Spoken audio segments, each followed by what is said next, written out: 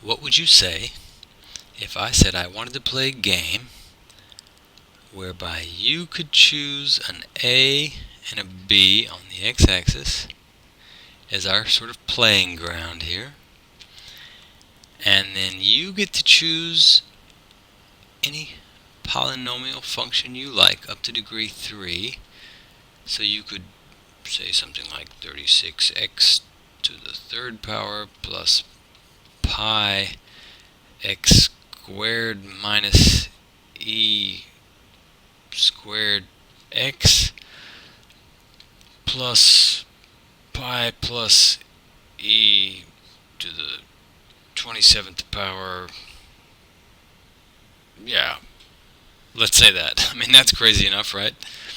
Now, my job is, now let's say your function looks something like this. My job is that I have to tell you the exact value of your integral between a and b. So, in other words, this. I have to tell you that. And the only information that I get to use is that I get to ask you what 2 points on the curve are, and I get to determine which those points are. So let's call that f of x sub naught. I'll just call that x naught, and f of x1. Those are the 2 points of my determining. And you compute the function value at those points. You tell me those, and I tell you this. Okay, would you play that game with me? Would you want to play that game with me? Well, I certainly hope you would, because I would win every time. Although I admit I am not the inventor of the game, this is something called Gauss-Legendre Quadrature.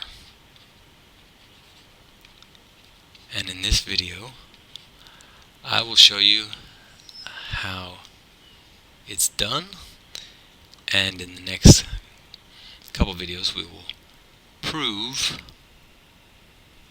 that it works and talk about how it works.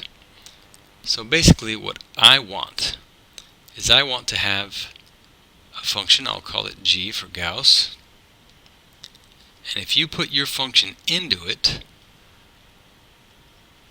then I get the integral of your function for now between the boundaries of -1 to 1. We'll see later that we can expand that to any arbitrary a and b that we want. And all that I'm going to be doing in computing this function is just taking those two values that you tell me, f of x naught and f of x1, and just multiplying those maybe times some weights, right? I'll call those w and v. That's all I'm really going to be doing. But first of all, we need to figure out why I'm allowed to do that at all. Alright, so that's the basic plan. And in order to achieve that goal, I have the idea that I want to set up a system of equations in order to determine these variables here. And since I have 4 variables that I want to determine, I'm going to be needing 4 equations. So I've taken 4 functions, x to the 0th power, x to the 1st, x to the 2nd, and x to the 3rd. And I want to use those values of the integrals of these functions to make some equations. So let's start with x here. I want to say that if we take the function just x, then that should be equal to the integral of x from -1 to 1, and we can see that that value is 0, right? Those two sides of the x-axis just cancel each other out. So that's going to be equal to 0. Now let's take this one here. Well, let's take this third one. G of x to the third is also equal just to the integral of x to the third from -1 to 1. And again, we can see that this integral is going to be equal to 0. Right, so now I've already got two equations, right? There's one. Well, actually, it's not quite an equation yet, is it? Right now, it's just more like a definition, right? Because we're just wanting G to have this characteristic. So we're going to have to say what G is equal to. Well, what is G going to be? G is just this here, right?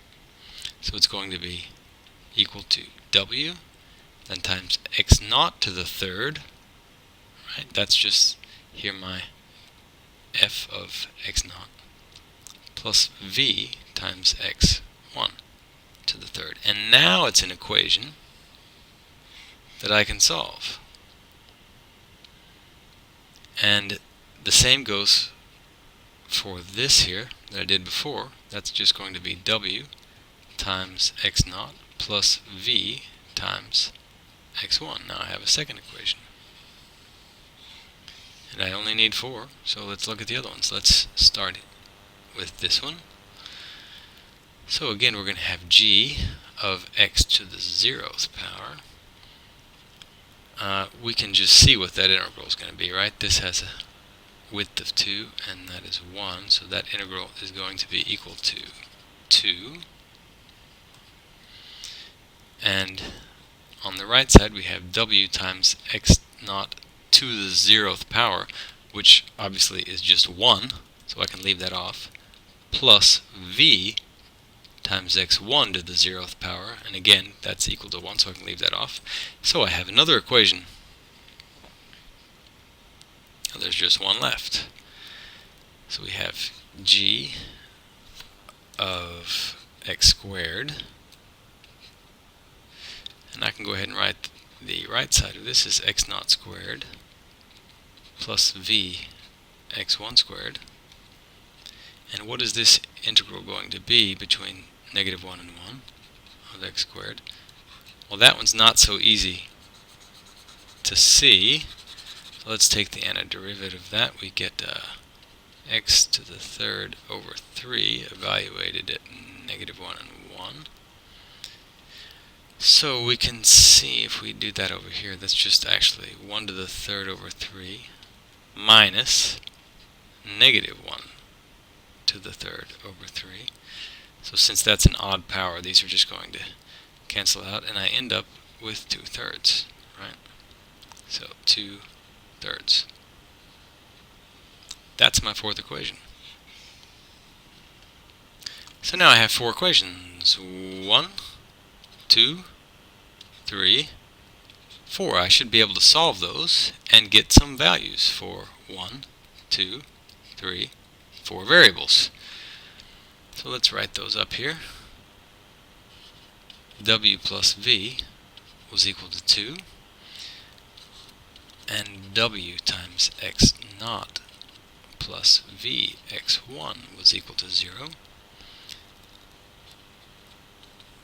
W x naught squared plus v x1 squared was equal to 2/3, and w x naught to the third plus v x naught x1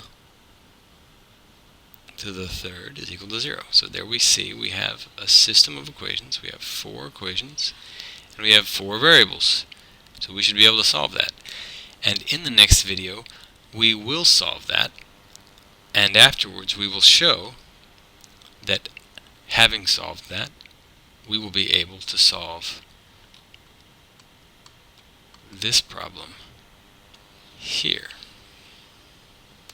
You think of a crazy function, you tell me two function values, and I tell you the exact integral. And that function can be up to degree 3. So see you in the next video.